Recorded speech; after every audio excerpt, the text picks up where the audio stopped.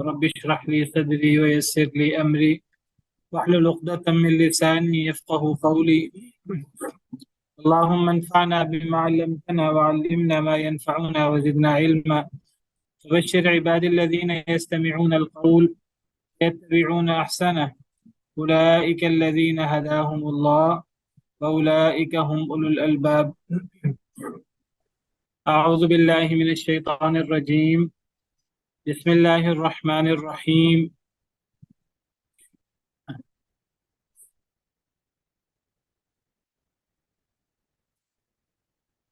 ومن آياته أن يرسل الرياح مبشرات ومن آياته أن يرسل الرياح مبشرات وليذيقكم من رحمته ولتجري الفلك بأمره ولتبتغوا من فضله ولعلكم تشكرون. ومن آیاته، اور اس کی بڑی بڑی نشانیوں میں سے، یرسل الریاح، یہ کہ وہ بھیجتا ہے ہواؤں کو، مبشرات، بشارت دینے کے لیے، خوشخبریاں دینے کے لیے، وَلِيُذِيقَكُم مِّن رَحْمَتِهِ، اور تاکہ وہ ذائقہ چکھائے تمہیں، من رحمتہ، اپنی رحمت سے، وَلِتَجْرِيَ الْفُلْكُ بِأَمْرِهِ، اور تاکہ چلے کشتیاں، بِأَمْرِهِ، اس کے حکم سے، اللہ کے حکم سے، وَلِتَبْتَغُوا مِن فَضْلِهِ، اور تاکہ تم تلاش کرو اس کا فضل، وَلَعَلَّكُمْ تَشْكُرُونَ، اور تاکہ تم شکر ادا کرو۔ اللہ تعالیٰ اپنی نشانیاں بیان فرماتے ہوئے فرماتے ہیں، اللہ کی نشانیوں میں سے یہ کہ وہ بھیجے ہوائیں، تو ہوائیں اللہ کی بہت بڑی نشانی ہے۔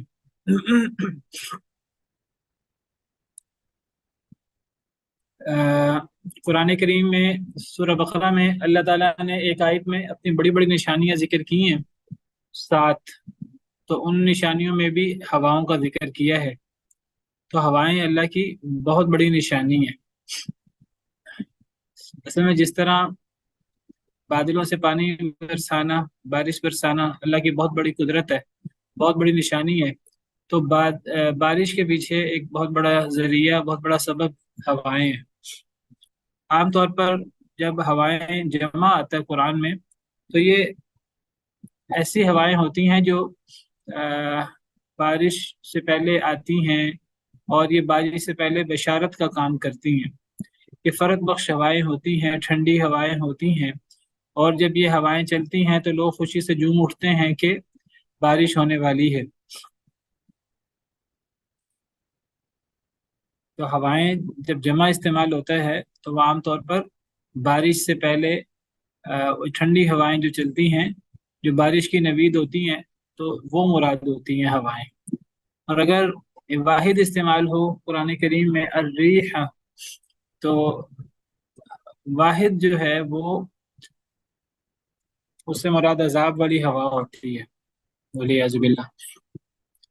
تو اللہ کی نشانیوں میں سے کہ وہ بھیجتا ہے اللہ تعالیٰ الریاح، ہواؤں کو، مبشرات، بشارت دینے کے لیے، مبشرات، یہ حال بن رہا ہے، منصوب ہے، کیونکہ جمع مؤنث سالم ہے تو اس کی نسبی حالت زیر کے ساتھ ہے۔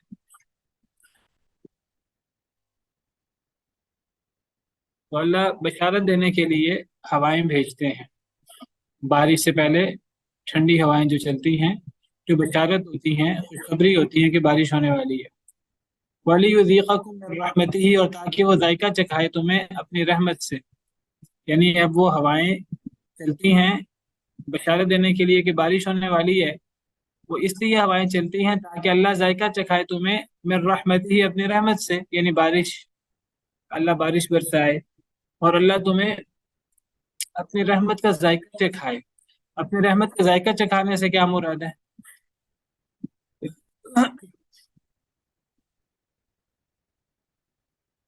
جی،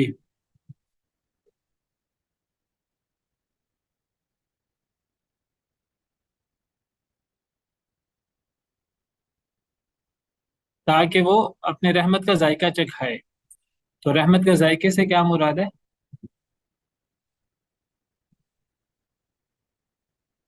जी।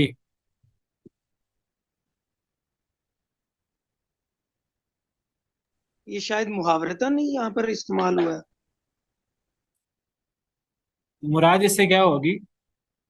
رحمت کا ذائقہ. فوائد حاصل کریں.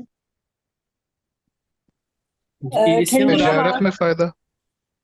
جی ٹھنڈی ہوا جب چلتی ہے تو پھر انسان کو امید پیدا ہوتی ہے کہ اب بادل آئیں گے، بارش ہوگی. اور ویسے بھی یا اگر گرمی میں ٹھنڈی ہوائیں چلے تو بہت اچھا لگتا ہے. کشتیوں کو چلانے کے لیے بھی شاید. کشتیوں کا ذکر تو آگے آ رہا ہے. تو یہ ہوائیں بشارت دینے کے لیے ہوتی ہیں اور اس لیے چلتی ہیں تاکہ اللہ تمہیں اپنی رحمت کا ذائقہ چکھائے.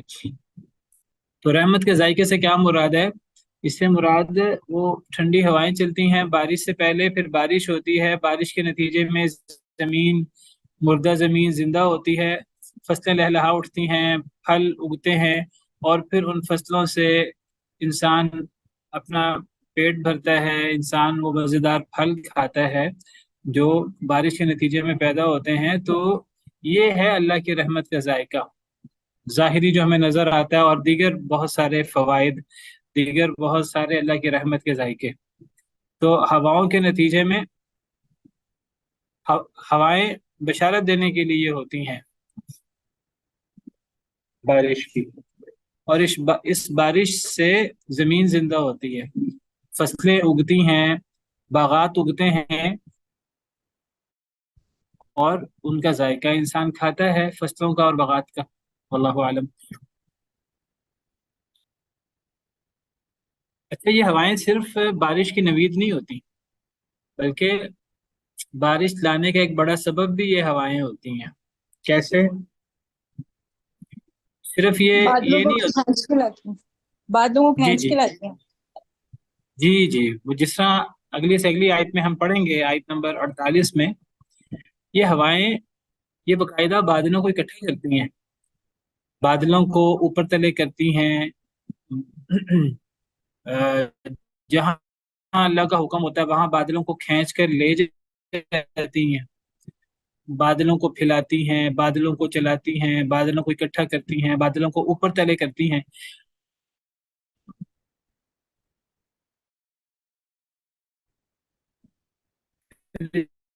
جب اللہ اور پھر وہاں لے جاتی ہیں جہاں اللہ نے بارش برسانی ہوتی ہے. پھر جب اللہ کا حکم قطرے نکلتے ہیں، پھر تیز بارش ہوتی ہے.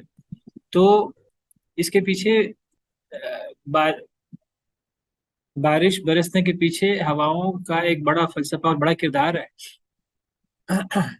یہ نہیں ہوتا کہ بادلوں میں پانی ہوتا ہے، بس وہ جیسے ہی پانی آتا ہے بادلوں میں تو برسنا شروع ہو جاتا ہے. نہیں، بادل بھاری پانی کو اٹھائے ہوئے ہوتے ہیں اپنے اندر، اور بادل بہت بوجھل ہوتے ہیں، بہت وزنی ہوتے ہیں، جن میں پتہ نہیں ہزاروں لاکھوں کتنا ٹن پانی ہوتا ہے، سٹور ہوتا ہے، محفوظ ہوتا ہے.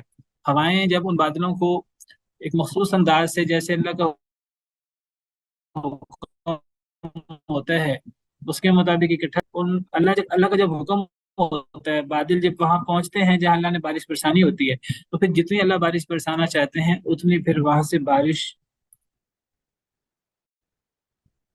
برسنا شروع ہوتی ہے.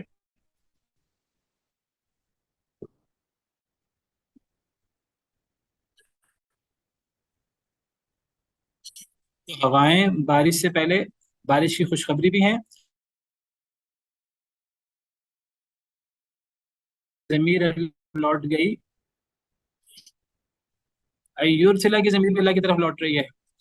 تو اللہ کی نشانیوں میں سے یہ کہ وہ اللہ بھیجتا ہے ہوائیں بشارت دینے کے لیے، تاکہ اللہ وہ ذائقہ چکھائے تمہیں، یعنی اللہ تمہیں ذائقہ چکھائے میری رحمت ہی، اپنی رحمت کا. تو یہ ذائقہ چکھانے سے مراد اس بارش کے نتیجے میں پیدا ہوتے ہیں. وَلِتَجْرِيَ الْفُلْكُ بِأَمْرِهِ، اور تاکہ چلے کشتیاں بِأَمْرِهِ، اللہ کے حکم سے. الفلک واحد ہے کہ جمع ہے؟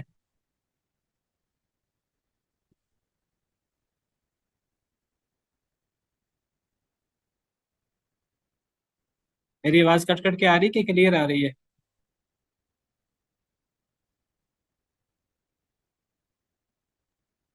کٹ کٹ کے آ رہی ہے استاد. کٹ رہی.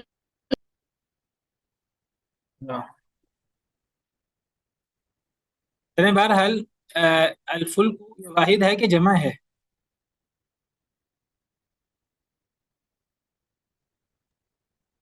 واحد ہی لگ رہا ہے یہاں پہ. جی اور کوئی؟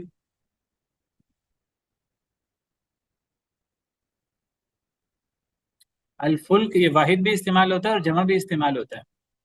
یہاں یہ جمع استعمال ہوا. اور تاکہ چلیں کشتیاں، یعنی یہی لفظ واحد کے لیے بھی استعمال ہوتا ہے، یہی لفظ جمع کے لیے بھی استعمال ہوتا ہے. اور تاکہ چلیں کشتیاں بھی امری ہی، اس کے حکم سے، یعنی اللہ کے حکم سے.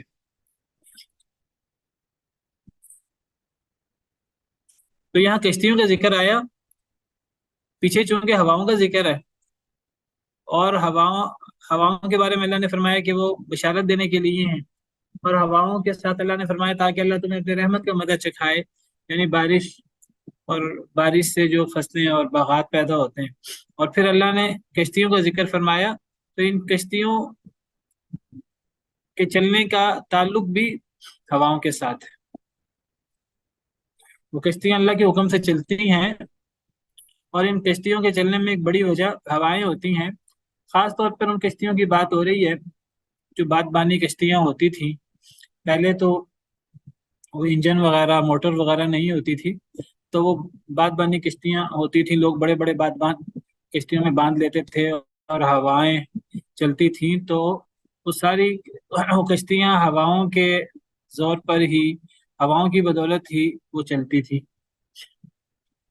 آج اللہ کے دیے ہوئے ذہن سے، اللہ کی دی ہوئی صلاحیتوں سے لوگوں نے انجن لگا لیے، لوگوں نے موٹر لگا لی کشتیوں میں، بحری جہازوں میں. اس کا مطلب یہ نہیں کہ اب کشتیوں کے چلنے کے پیچھے ہواؤں کی اہمیت نہیں ہے. ابھی بھی ہواؤں کی اہمیت مسلمہ ہے. اگرچہ اب انجن کشتیوں کو چلاتے ہیں، لیکن اس کا مطلب یہ نہیں ہے کہ سب کچھ انجن ہی ہوتے ہیں. اگر ہوائیں مخالف سمت چلنا شروع ہو جائیں، چاہے انجن ہوں کشتیوں میں، کشتیوں کے پیچھے موٹر ہو، لیکن اگر مخالف ہوائیں چلنا شروع ہو جائیں، اونچی اونچی لہریں اٹھنا شروع ہو جائیں، اور یعنی وہ کشتیاں اور بحری جہاز آپ سمجھیے کہ بڑی بڑی لہریں جو پہاڑوں کی طرح ہوتی ہیں، تو ان کے سامنے وہ بحری جہاز اور کشتیاں کیا کریں گی؟ وہ کشتیاں اور بحری جہاز تو تنکوں کی طرح پھر وہ ادھر سے ادھر، ادھر سے ادھر لڑکتی ہیں، الٹ پلٹ ہوتی ہیں، اور لوگوں کو اپنی موت سامنے نظر آتی ہے. اور اگر انجن پر بھی وہ کشتیاں چلیں، اگر ہوائیں موافق ہوں، تو تھوڑے ایندھن میں تھوڑا زور لگنے سے وہ کشتیاں چلتی ہیں تیز. اگر ہوائیں مخالف ہو جائیں تو پھر زیادہ زور لگتا ہے، زیادہ وقت لگتا ہے، زیادہ ایندھن لگتا ہے. تو آج بھی ہواؤں کی اہمیت مسلمہ ہے. ہواؤں کے بغیر کشتیاں نہیں چل سکتی ہیں. تو بندہ یہ نہ سوچے نہیں پرانے زمانے کی بات ہو رہی ہے، پرانے زمانے میں تو چلتی ہی ہواؤں کی بدولت تھی. آج بھی بہت بڑا کردار ہواؤں کا ہوتا ہے. تو اس لیے ہواؤں کے تذکرے کے ساتھ اللہ نے کشتیوں کا ذکر کیا، اور تاکہ چلیں کشتیاں اللہ کے حکم سے. اگر اللہ کا حکم نہ ہو تو کشتی پانی میں تیر ہی نہ سکے. کیا وجہ ہے کہ چھوٹی سی سوئی ڈوب جاتی ہے پانی میں، اور اتنی بڑی کشتی اور اتنا بڑا جہاز، جس میں یعنی آپ سمجھیے کہ دو دو فٹ بال اسٹیڈیمز، تین تین فٹ بال اسٹیڈیمز کے سائز کے بحری جہاز، جس کے اندر ہزاروں لوگ سفر کرتے ہیں، اور 100 200 کمرے، اور پتہ نہیں کیا کیا ہوتا ہے ان بحری جہازوں میں. تو اتنے بھاری بحری جہاز وہ ڈوبتے نہیں ہیں، اور چھوٹی سی سوئی ڈوب جاتی ہے. لوہے کا چھوٹا سا ٹکڑا ڈالیں وہ ڈوب جائے گا، پتھر ڈالیں وہ ڈوب جائے گا چھوٹا سا، لیکن اتنے بڑے بڑے بحری جہاز نہیں ڈوبتے. تو اللہ کا حکم ہے ان کے پیچھے، اللہ کا بنایا ہوا سسٹم ہے. بالکل ایسے جیسے ہواؤں میں پرندے اڑتے ہیں، تو پرندے در حقیقت پر مارنے سے نہیں اڑ رہے، وہ پر سبب ہیں وہ اللہ کے فضا میں روکنے سے وہ اڑ رہے ہیں، اور اللہ نے ان کو فضا میں پکڑا ہوا ہے تو وہ اڑ رہے ہیں۔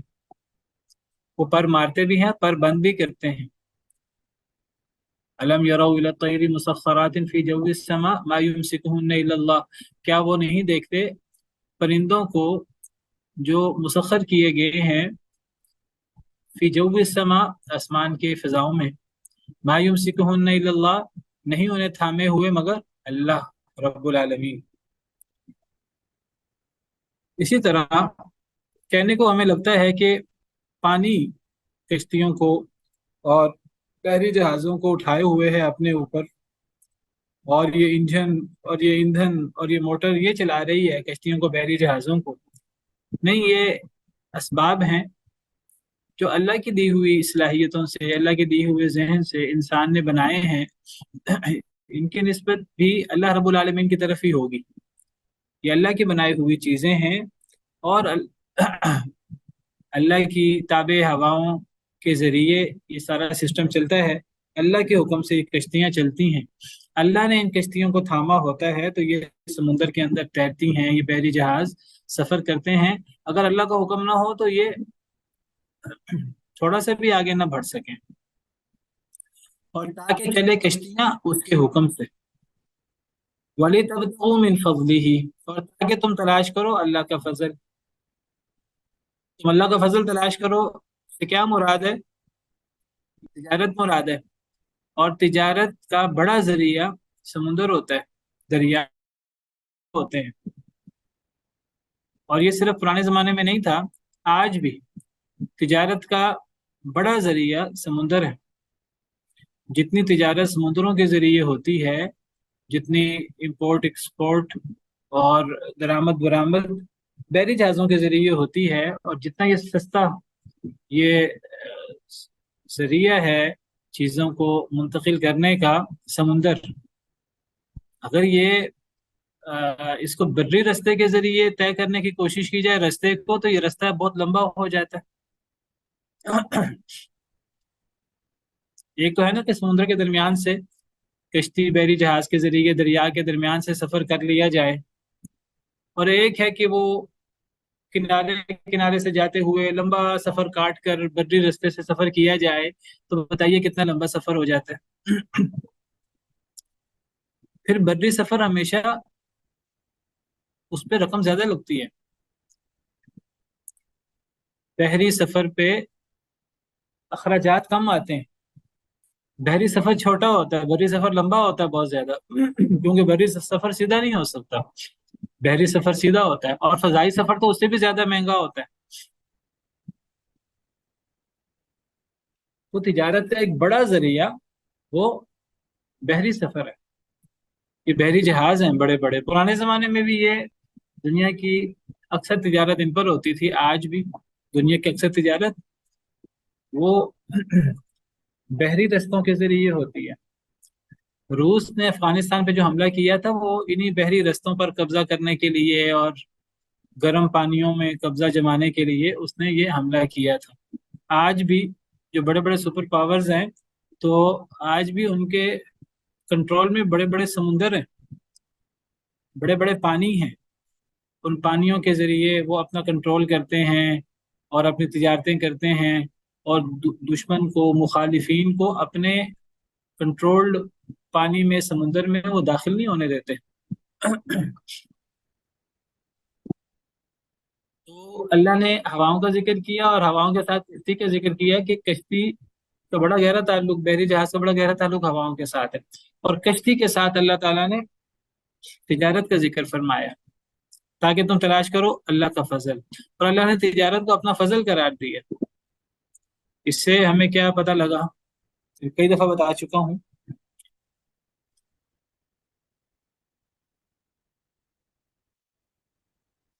ہم کیا اس سے نتیجہ نکالیں؟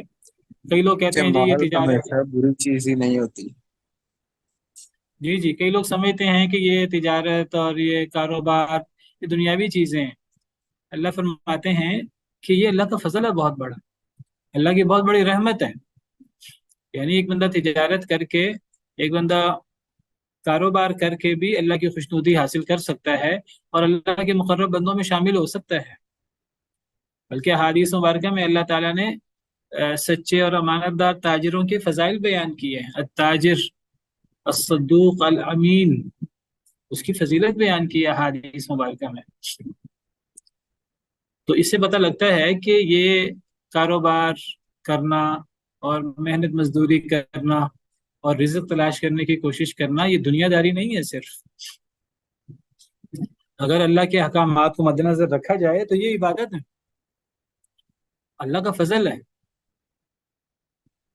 آپ بس اس میں اسراف سے بچنا چاہیے، حرام چیزوں سے بچنا چاہیے، اور اس میں اللہ رب العالمین کے ڈر کو، تقوی کو ملحوظ رکھنا چاہیے، تو یہ عبادت بن جاتی ہے، یہ اللہ کا فضل ہے۔ تو قرآن کریم میں اکثر تجارت کے لیے اللہ کے فضل کا ذکر آیا، وَلِتَبْتَغُوا مِن فَضْلِهِ، اور تاکہ تم اللہ کا فضل تلاش کرو، وَلَعَلَّكُمْ تَشْكُرُونَ، اور تاکہ تم شکر کرو، یعنی تم شکر کرو اللہ کا کہ یہ سب چیزیں اللہ رب العالمین کی بدولت ہیں، اس میں تمہارا کوئی کمال نہیں ہے۔ اگر یہ بحری جہاز ہیں تو اللہ کے دیے ہوئے صلاحیتوں سے، اللہ کے دیے ہوئے ہاتھوں سے، اللہ کے دیے ہوئے ذہن سے، صلاحیتوں سے تم نے یہ بحری جہاز بنائے ہیں۔ ان کو اپنی طرف منسوب نہ کرو، ان کو اپنی کارگزاری نہ کہو، یہ سراسر اللہ کی رحمت ہے۔ ان بحری جہازوں کا سمندروں میں چلنا، تو سمندر اللہ رب العالمین نے بنائے ہیں، اللہ رب العالمین نے سارا نظام بنایا ہے جس میں تمہارا کوئی کردار نہیں ہے، اور سب سے پہلے تمہیں اللہ رب العالمین نے بنایا ہے۔ یہ سمندر میں کشتیاں چلتی ہیں، اللہ کے بنائے ہوئے نظام ہے۔ جن ہواؤں کی بدولت کشتیاں چلتی ہیں وہ ہوائیں اللہ رب العالمین کی مخلوق ہیں اور اللہ رب العالمین کے حکم سے چلتی ہیں، اور اس سے تم پھر اللہ کا فضل تلاش کرتے ہو، تو یہ مال و دولت کماتے ہو، یہ مال تمہارا نہیں ہوتا، یہ صلاحیتیں تمہاری نہیں ہوتی، یہ ہر چیز اللہ رب العالمین کی دی ہوئی ہے، اللہ رب العالمین کی مرہون منت ہے۔ پھر تم کہتے ہو میرا مال میرا مال میرا مال، یہ تمہارا مال نہیں ہے، یہ اللہ رب العالمین کا مال ہے، یہ اللہ رب العالمین کا فضل ہے۔ جب ساری چیزیں اللہ رب العالمین کی طرف سے ہیں، تم بھی اللہ رب العالمین کی مخلوق ہو اور اللہ رب العالمین کی طرف سے ہو، تو پھر تمہیں اللہ کی ان تمام نعمتوں کا شکریہ ادا کرنا چاہیے۔ جتنی تجارت ہو، جتنا اللہ کا فضل ہو، جتنا پروفٹ ہو، منافع ہو، اتنا انسان کو اللہ کے سامنے سر بسجود ہو جانا چاہیے، اتنا انسان کو اللہ کا شکریہ ادا کرنا چاہیے، صرف زبان سے نہیں، کیونکہ شکریہ صرف زبان کا نہیں ہوتا، اگرچہ زبان کے شکریہ کی بھی بہت بڑی فضیلت ہے۔ جب انسان زبان سے شکریہ ادا کرتا ہے تو اللہ تعالیٰ نعمتوں میں اضافہ کر دیتے ہیں۔ وَإِذْ تَأَذَّنَ رَبُّكُمْ لَئِن شَكَرْتُمْ لَأَزِيدَنَّكُمْ، تمہارے رب نے اعلان کیا البتہ اگر تم شکر کرو گے تو میں تمہیں زیادہ دوں گا، ضرور زیادہ دوں گا۔ الحمدللہ کہنا یہ شکر ہے، تو اللہ رب العالمین کا بہت زیادہ شکر ادا کرنا چاہیے، اللہ رب العالمین کا ذکر کرنا چاہیے، یہ زبان سے اللہ کا شکر ہوا، اور پھر عمل سے اللہ کا شکر ادا کرنا چاہیے۔ اعملوا آل داود شکرا، اے آل داود، اے داود علیہ السلام کے آل، شکر والا عمل کرو۔ اور عملی شکر کیا ہے؟ یہ شکر والا عمل کیا ہے؟ جی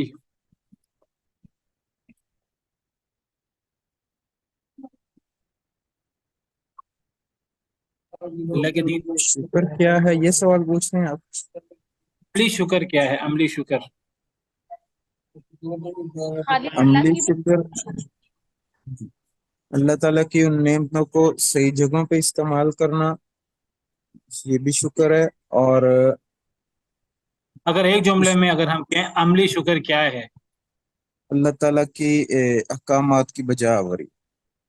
بالکل، یعنی اللہ کے دین پر عمل، یعنی جو اللہ نے ہمیں حکم دیا کہ اسلام لاؤ، اللہ کے دین پر چلو، تو اللہ کے دین پر چلنا یہ اصل میں عملی شکر ہے، اور جس کا سب سے بڑا مظہر کیا ہے؟ توحید باری تعالی۔ سب سے بڑا شکر کا، عملی شکر کا اظہار کیسے ہوتا ہے؟ توحید سے۔ اور سب سے بڑی اللہ کی ناشکری کیا ہے؟ شرک۔ یہ کیسے پتہ لگتا ہے کہ سب سے بڑا شکر توحید ہے؟ کیا دلیل ہے اس بات کی؟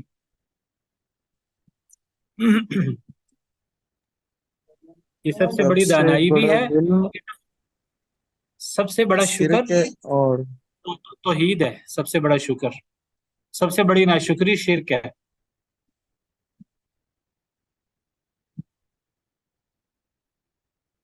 یہ چیزیں میں اکثر ذکر کرتا رہتا ہوں، اور آپ ان چیزوں کو اپنے پاس لکھ لیا کریں، نوٹس بنا لیا کریں۔ سب سے بڑا شکر، عملی شکر توحید ہے۔ کیا دلیل ہے اس کی؟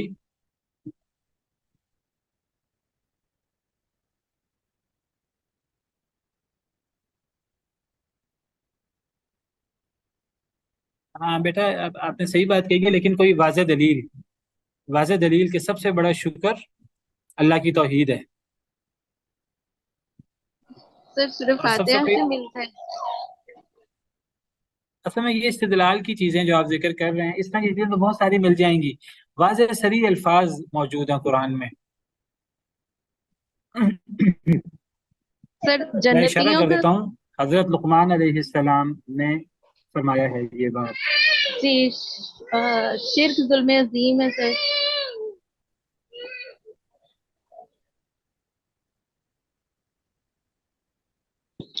شرک کا انہوں نے لقمان کہا علیہ تھا، السلام کا ہاں قول جی، موجود ہے قرآن۔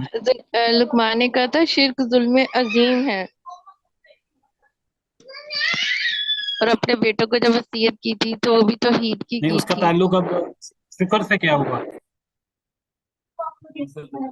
جی ہاں،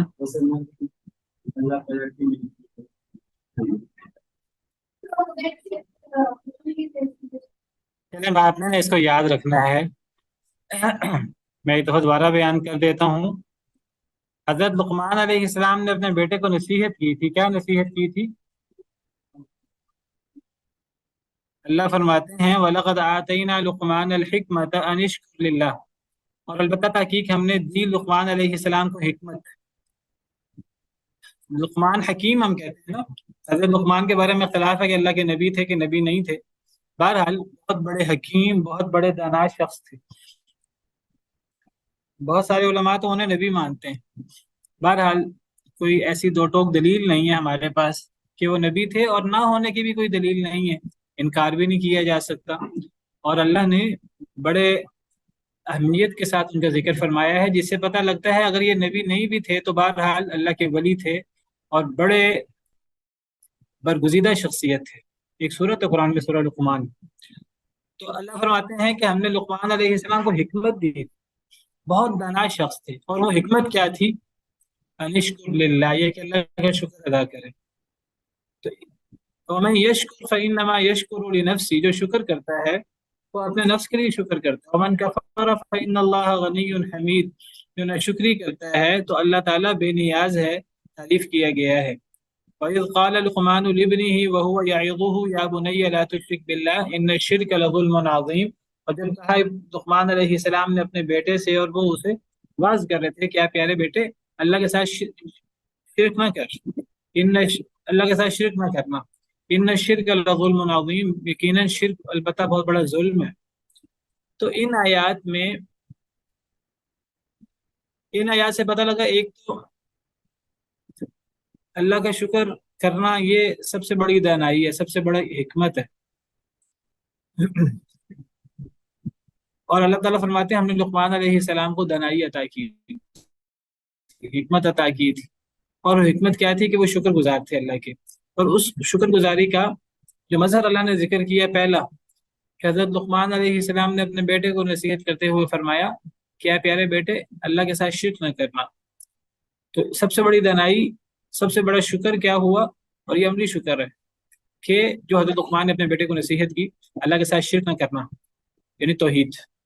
تو توحید سب سے بڑا شکر ہے، اور شرک سب سے بڑی شکری ہے۔ واضح ہے ان آیات کریمہ سے۔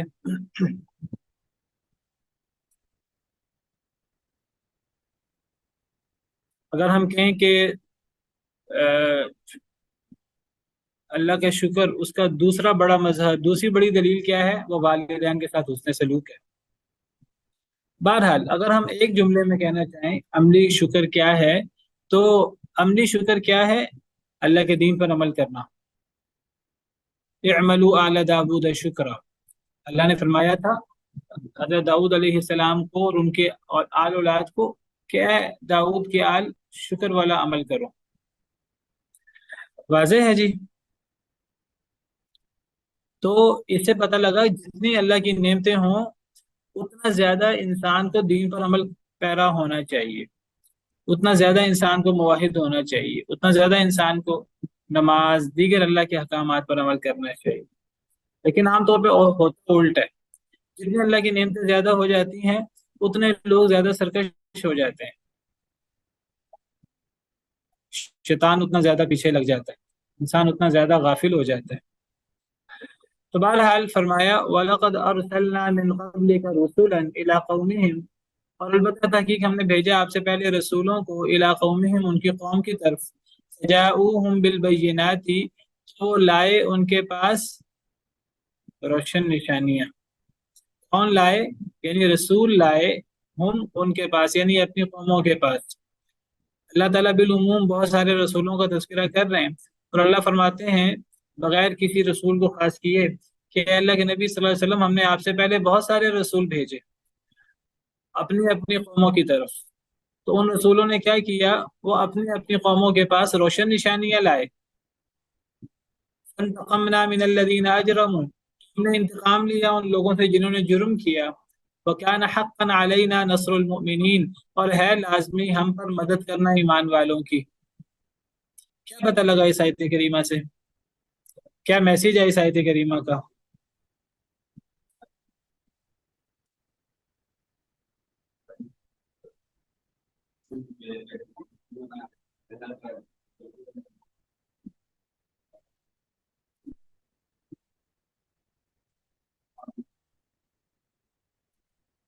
इसका मैसेज ये है कि जो मजलूम होते हैं अल्लाह ताला उनकी मदद खुद फरमाते हैं, उनको अल्लाह की जी नुसरत हासिल होती है। जी, इसका मतलब ये है कि जो कौमें अल्लाह के दीन पर अल्लाह के हुक्म पर अमल करती हैं तो अल्लाह रब्बुल आलमीन उनसे राजी होते हैं, और जो कौमें अल्लाह रब्बुल आलमीन के अहकामात पर अमल नहीं करती, अल्लाह ने जो रसूल भेजे, जो कौम उन रसूलों की लाई हुई वही और रसूलों की लाई हुई तालीमात उन पर अमल नहीं करती, तो फिर अल्लाह ताला ऐसे जुर्म करने वालों से इंतकाम लेते हैं। इसमें बहुत बड़ी धमकी है उन लोगों के लिए, कुरैश के लिए, उन लोगों के लिए जो नबी करीम सल्लल्लाहु अलैहि वसल्लम पर ईमान नहीं ला रहे थे, जो नबी करीम सल्लल्लाहु अलैहि वसल्लम की तालीमात पर तवज्जो नहीं कर रहे थे और नबी करीम सल्लल्लाहु अलैहि वसल्लम की मुखालफत कर रहे थे। तो अल्लाह ने धमकी दी कि मोहम्मद सल्लल्लाहु अलैहि वसल्लम से पहले जितने नबी आए हैं अपनी अपनी कौमों की तरफ, तो वो नबी अपनी कौमों के पास रोशन निशानियां लाए थे। तो जब कौमों ने कौमें ईमान नहीं लाई, ज्यादातर लोग ईमान नहीं लाए, तो वो सब मुजरिम हुए जो ईमान नहीं लाए। तो जिन जिन लोगों ने जुर्म किया उन सब से हमने इंतकाम लिया। यानी जब रसूल आते हैं कौमों के पास तो आगे से कौमों के दो रवैये होते हैं। एक रवैया होता है कि वो ना माने, एक रवैया होता है वो मान लें, रसूलों पर ईमान ले आए और रसूलों की लाई हुई तालीमात पर अमल करें। तो जो लोग रसूलों की बात मान लेते हैं और उनकी लाई हुई तालीमात पर अमल करते हैं, ऐसे लोगों को ईमान वाले कहा जाता है। और ऐसे ईमान वालों की मदद करना अल्लाह ने अपने फजलो करम से अपने ऊपर लाजिम किया हुआ है। आयत का आखिरी हिस्सा यही बताता है वकान हक़्क़न अलैना नस्रुल मुमिनीन, और है लाजमी हमारे ऊपर मदद करना मोमिनीन की। यानी अल्लाह फरमाते हैं हम पर मोमिनीन की मदद करना लाजमी है। अल्लाह पर कौन लाजिम कर सकता है? अल्लाह पर कोई लाजिम नहीं कर सकता। कोई माई का लाल ऐसा नहीं है अल्लाह की मखलूक में से जो अल्लाह पर कोई चीज़ लाजिम करे। अल्लाह अपने फजलो करम से अपने ऊपर कोई चीज़ लाजिम कर दें तो अल्लाह की मर्जी, अल्लाह की शान, अल्लाह ने अपने लिए ये लाजिम फरमाया है अपने फजलो करम से कि अल्लाह ने ईमान वालों की मदद करनी है। ईमान वाले वो हैं जो रसूलों पर ईमान लाते हैं और रसूलों की लाई हुई तालीमात के मुताबिक ज़िंदगी गुजारते हैं। तो इन लोगों की मदद करना तो अल्लाह ने अपने फजलो करम से लाजिम कर लिया है। और दूसरा गिरोह वो है जो रसूलों पर ईमान नहीं लाता, रसूलों की लाई हुई तालीमात को नहीं मानता, चाहे वो काफिर हों चाहे वो मुनाफिक हों। तो ऐसे लोगों से फिर अल्लाह हमेशा इंतकाम लेते रहे हैं। ایسے لوگوں کو مجرم کہا جاتا ہے، ایسے مجرموں سے اللہ ہمیشہ انتقام لیتے رہے۔ تو جب یہ چیز پچھلے نبیوں رسولوں کے ساتھ تھی تو یہی چیز اس قوم کے ساتھ بھی ہے۔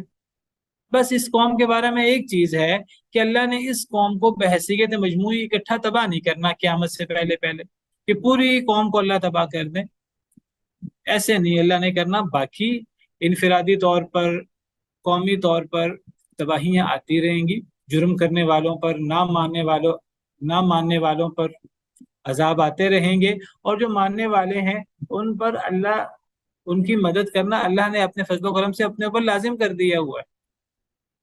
آج ہم پریشان ہوتے ہیں کہ ہمارے حالات بڑے مشکل ہیں، بڑی مشکلات ہیں، تو یہ آیت کریمہ مد نظر رکھیں۔ قرآن کریم کی ایک ایک آیت ہمیں ہماری توجہ اس طرف مبذول کرواتی ہے۔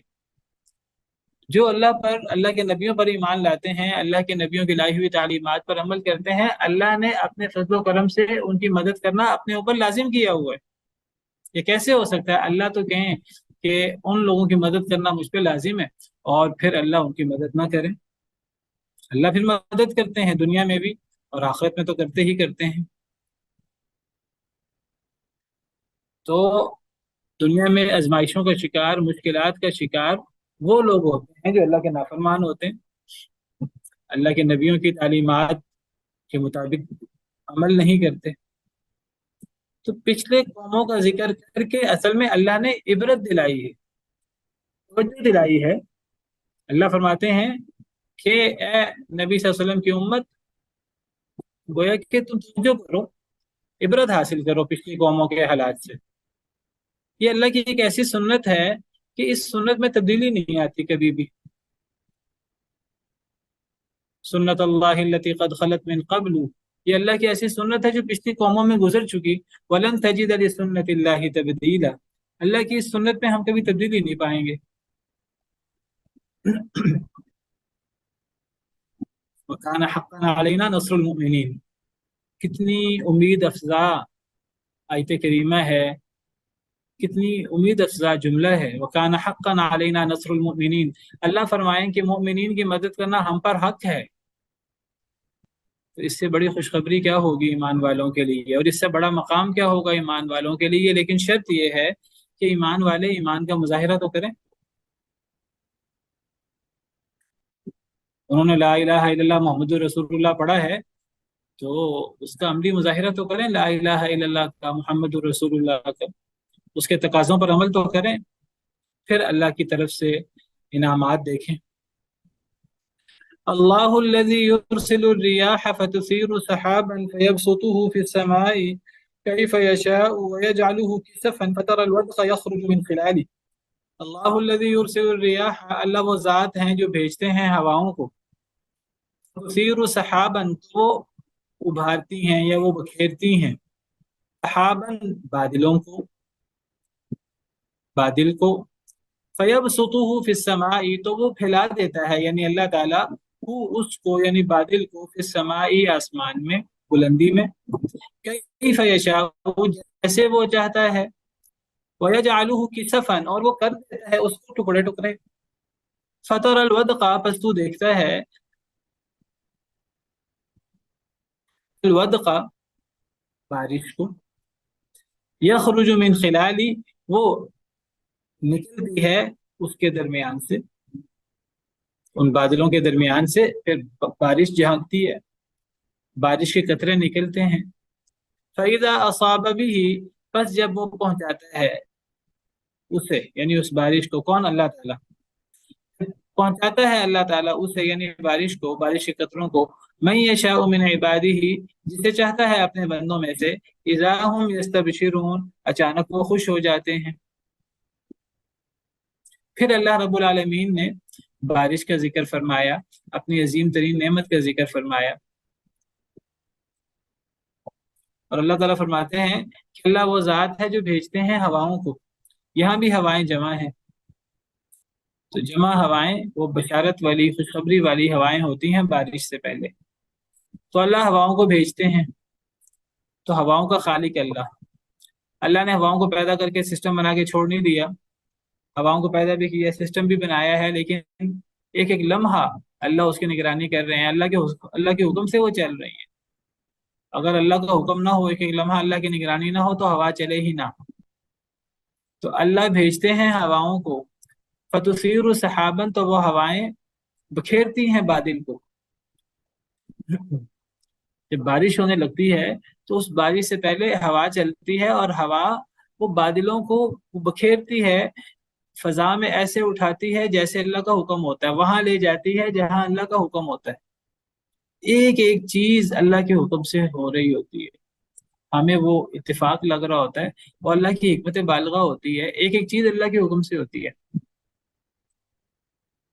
कितनी हवा चलनी है, कितनी देर चलनी है, उसने कितने बादलों को बखेरना है, कितने बादलों को उसने उभारना है, कहाँ लेके जाना है, एक एक चीज अल्लाह के हुक्म से होती है। फयबसुतुहु फिस्समा, तो इस सब के नतीजे में क्या होता है कि अल्लाह फैला देते हैं उसको, यानी बादल को, हवाओं के जरिए अल्लाह फैला देते हैं उस बादल को, फिस्समाई, आसमान में। कहाँ फैला देते हैं? जहां अल्लाह चाहते हैं, जैसे अल्लाह चाहते हैं, जितने इलाके में अल्लाह चाहते हैं, जितने बादलों को अल्लाह चाहते हैं, ये सब चीजें इसके अंदर आ जाती हैं। अल्लाह की असल में इतनी अजमतें हैं, अल्लाह की इतनी कुदरतें हैं, हमारा ज़हन छोटा है, हम उन कुदरतों को, उन अजमतों को हम समझने पर पूरी तरह कादिर नहीं है। तो अल्लाह ताला बस इशारे करते जाते हैं, हम उन इशारों से जितना समझ सकें समझ लें, वरना हमारे ज़हन इतने छोटे हैं, इतने नाकिस हैं कि अल्लाह की कितनी अजीम कुदरत कार फरमा है इस सब के पीछे, हमारे दिमाग उस कुदरत को समझने से ही कासिर है, उसकी बारीकियों को समझने से कासिर है, हमारे दिमाग इतने छोटे हैं।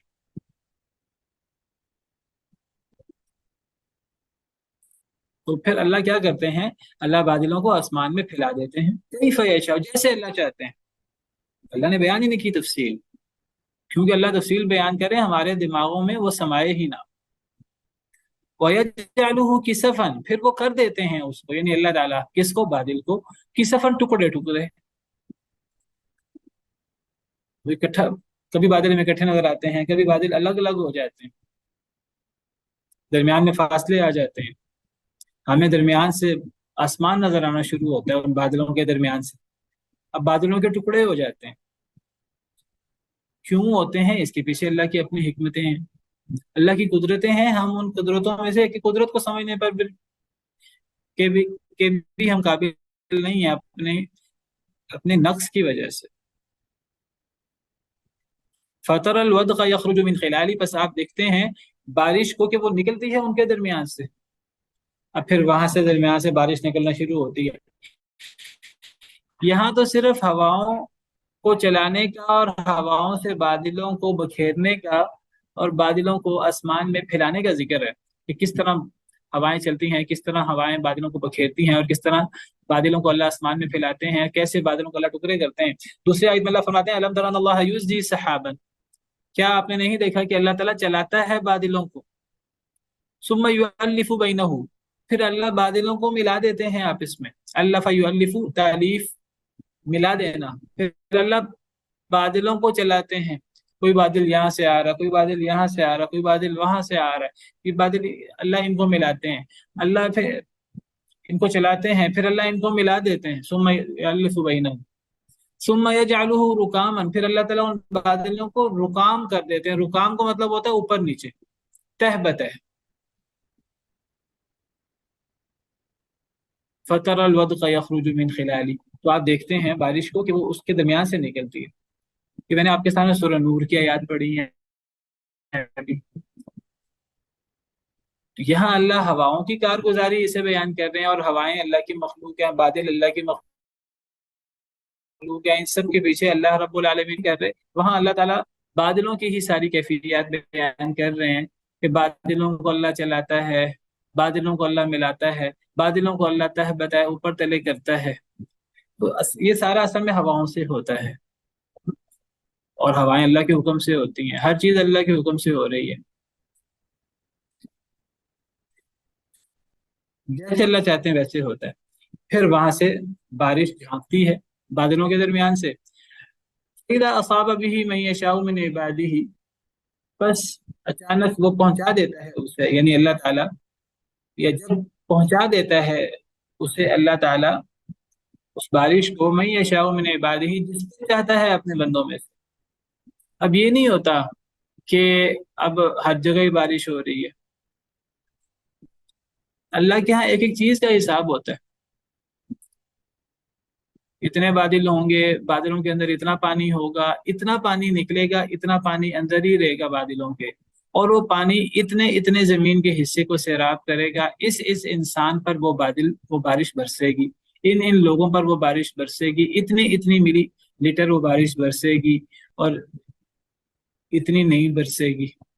एक एक चीज जो है, वो एक एक चीज का बड़ा बारीक हिसाब अल्लाह के यहाँ होता है, क्योंकि इन्नल्लाह लतीफुन खबीर, अल्लाह बहुत बारीक भी है, अल्लाह खबरदार है। कैलकुलेटेड होती है हर चीज।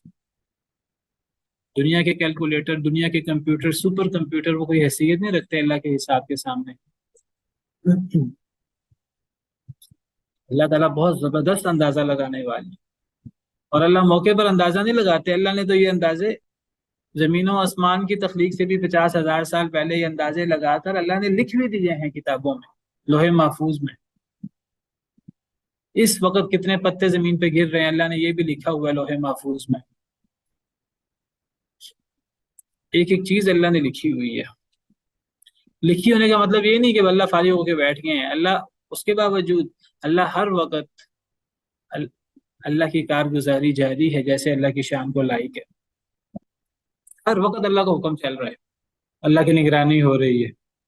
बस जब पहुंचाता है उसे, उस बारिश को अल्लाह जिस पर चाहता है अपने बंदों में से, इज़ा हुम यस्तबशिरून, अचानक वो खुश हो जाते हैं।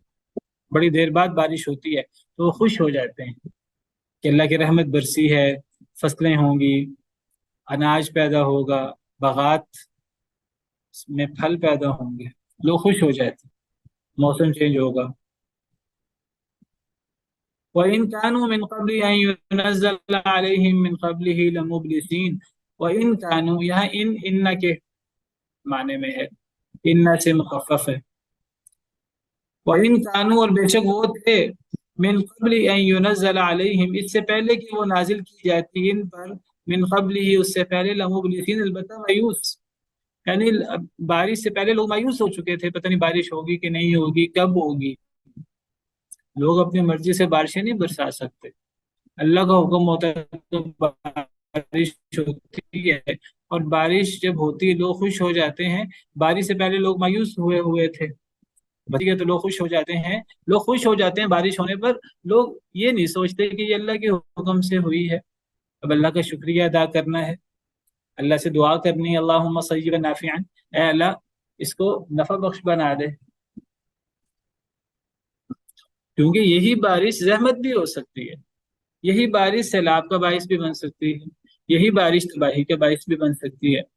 फंजुर इला आसारि रहमतिल्लाहि कैफ युह्यिल अर्ज़ बअद मौतिहा, तो देखें ए अल्लाह के रसूल सल्लल्लाहु अलैहि वसल्लम, या देखो ए देखने वाले, इला इला आसारि रहमतिल्लाहि, अल्लाह की रहमतों के आसार की तरफ,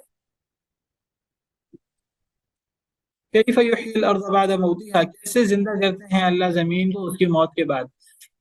अल्लाह के रहमत के आसार से क्या मुराद है? वही जो हमने पीछे पढ़ा, वलियुज़ीक़कुम मिन रहमतिही, ताकि वो दिखाए तुम्हें अपनी रहमत का मजा। तो अल्लाह की रहमत मजा और अल्लाह की रहमत के आसार क्या हैं? उस बारिशों के नतीजे में जो अल्लाह की नेमतें हैं, जो फसलें और अनाज और गल्ला और बागात पैदा होते हैं, और उस बारिश के कितने असरात होते हैं। तो ये अल्लाह की रहमत के आसार हैं। जैसे आगे आ गया, बस देखो अल्लाह की रहमत के आसार की तरफ कि कैसे अल्लाह जिंदा करता है जमीन को उसकी मौत के बाद। मुर्दा जमीन थी, अल्लाह ने बारिश से जिंदा कर दी। इन्न ज़ालिका लमुह्यिल मौता, बेशक ये यही यही अल्लाह ताला जिसने जमीन को उसकी मौत के बाद जिंदा किया है, वो मुर्दों को भी जिंदा करेगा उनकी मौत के बाद।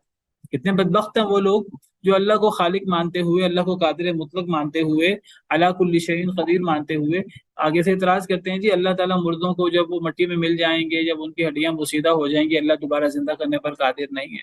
अल्लाह कहते हैं जो अल्लाह बारिश से मुर्दा जमीन को जिंदा कर देता है वो अल्लाह مردوں کو بھی زندہ کر سکتا ہے. وہو علی کل شیء قدیر، اور وہ ہر شے پر قدرت رکھتا ہے، اس پر بھی قدرت رکھتا ہے. اور اللہ کے لیے تو کوئی مشکل نہیں، بائیں ہاتھ کا کھیل ہے، جسے ہم محاورے میں کہتے ہیں. تمام انسانوں کو پیدا کرنا ایسے ہی جیسے کہ ایک انسان کو پیدا کرنا، تمام انسانوں کو مرنے کے بعد دوبارہ زندہ کرنا، بعث ایسے ہی جیسے کہ ایک انسان کو بعث کرنا. ما خلقکم ولا بعثکم الا کنفس واحدہ ان اللہ سمیع بصیر. سورہ لقمان میں اللہ فرماتے ہیں تم سب کو پیدا کرنا ہو وہ ایک شخص کو پیدا کرنے کی طرح ہے، تم سب کو مرنے کے بعد دوبارہ اٹھانا ہو وہ ایک شخص کو دوبارہ اٹھانے کی طرح ہے. اللہ کے لیے کوئی مشکل نہیں. اس سے یہ بھی پتہ لگتا ہے جب اللہ تعالیٰ بار بار بعض بعد الموت کو تشبیہ دیتے ہیں بنجر زمین کے زندہ ہونے سے، تو جس طرح بنجر زمین بارش سے زندہ ہوتی ہے، اسی طرح انسان مرنے کے بعد، کئی دفعہ اس موضوع پر بات ہوئی ہے کلاس میں، اسی طرح انسان بھی بعض بعد الموت جب ہوگا تو وہ بارش کے نتیجے میں ہی انسان اگیں گے اپنی قبروں سے اور پیدا ہوں گے. جیسے اللہ کی شان کو ہے ویسے ہی ہوگا. وَلَئِنْ أَرْسَلْنَا رِيحًا، اور البتہ اگر ہم بھیج دیتے ریحًا ہوا، یہاں ہوا سے مراد عذاب والی ہوا ہے، یہاں ہوا سے مراد تیز و تند ہوا ہے کیونکہ واحد ہے. پیچھے ہوائیں جمع آ رہی تھیں تو اس سے مراد فرحت بخش ہوائیں تھیں، اس سے مراد ایسی ہوائیں تھیں جو بارشوں کی بشارت ہوتی ہیں، بارشوں کے آنے کی خوشخبری ہوتی ہیں، ٹھنڈی ہوائیں. اللہ فرماتے ہیں کہ ٹھنڈی ہوائیں تم تو نہیں لائے، اللہ نے بھیجی ہیں. جس اللہ نے ٹھنڈی ہوائیں بھیجی تھیں بارش سے پہلے، اگر وہ اللہ ٹھنڈی ہواؤں کی بجائے تیز و تند ہوا بھیج دیتا، یہی ہوائیں جو ہمیں بڑی اللہ کی نعمت لگتی ہیں، یہ بہت بڑی زحمت بن جاتی ہیں. یہ ہوائیں جب سمندر میں کشتی چل رہی ہوتی ہے، بحری جہاز چل رہا ہوتا ہے اور تیز ہوا چلتی ہے، تو جس طرح وہ بحری جہاز سمندر میں تنکے کی طرح ڈولتا ہے تو وہ ہواؤں کی بدولت ہوتے ہیں. تو یہی ہوائیں جو فرد بخش ہوتی ہیں عذاب کا پیش خیمہ بھی بن جاتی ہیں. اور البتہ اگر ہم بھیج دیں ہوا، یہاں ہوا سے مراد عذاب والی ہوا ہے، تیز و تند ہوا، فَرَأَوْهُ مُصْفَرًّا، تو وہ دیکھیں اس کو کھیتی کو، وہ جو کھیتی بارش والی ہوا سے، وہ جو کھیتی مردہ سے زندہ ہوتی ہے، اگر وہ تیز و تند ہوا چلے بہت ٹھنڈی اور بڑی تیز آندھی والی، تو وہ کھیتی تباہ و برباد ہو جاتی ہے. تو لوگ دیکھیں اس کھیتی کو مصفرن زرد، لظلوا من بعدہ یکفرون، البتہ وہ ہو جائیں اس کے بعد انکار کرنے والے، ناشکری کرنے والے. یعنی اگر یہ فرد بخش ہوا چلنے کی بجائے، وہ جو فرد بخش ہوا ہوتی ہے جس کے بعد بارش ہوتی ہے، جس سے زمین زندہ ہوتی ہے، اگر سخت خشک سالی چل رہی ہے، سخت گرمی چل رہی ہے، اور ٹھنڈی ہوا چلنے کی بجائے، بارش آنے کی بجائے اگر تیز و تند ہوا چلے، آندھی آ جائے، اللہ کا طوفان آ جائے، کوئی تھوڑی بہت فصل جو تھی وہ بھی زرد ہو جائے، تباہ ہو جائے، تو لوگ کیا کریں گے؟ کافر لوگ وہ مزید مایوس ہو جائیں گے اللہ سے، مزید اللہ کے ساتھ کفر شروع کر دیں گے. دیکھیے مومن جو ہے وہ نعمت ملنے پر شکر کرتا ہے اللہ کا، جب نعمت نہ آئے، مصیبت آئے تو وہ صبر کرتا ہے. مومن بڑا حوصلے والا ہوتا ہے. کافر دونوں حالتوں میں تھوڑے دل کا ہوتا ہے. جب اسے نعمت ملے کافر کو تو وہ متکبر ہو جاتا ہے، جب اسے مصیبت آئے تو وہ صبر نہیں کرتا، حوصلہ نہیں کرتا مومن کی طرح. مومن تو مصیبت کے بارے میں کہتا ہے میں صبر کرتا ہوں، مجھے اللہ کے ہاں اجر ملے گا. کافر تو اللہ سے اجر کی امید ہی نہیں رکھتا. تو کافر کیا کرتا ہے؟ وہ تھوڑے دل کا ہوتا ہے، تھوڑی سی مصیبت آتی ہے تو وہ کفر اور ناشکری شروع کر دیتا ہے، مایوسی کا اظہار شروع کر دیتا ہے. نعمت آتی ہے تو وہ متکبر اور سرکش ہو جاتا ہے.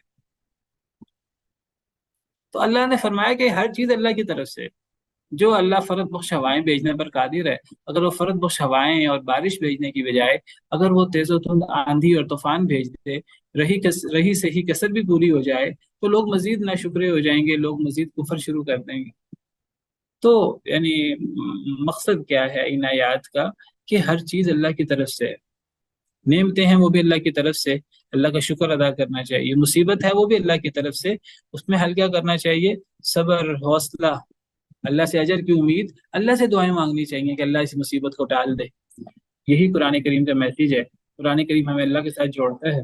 سبحان ربک رب العزت عما یصفون وسلام علی المرسلین والحمد للہ رب العالمین.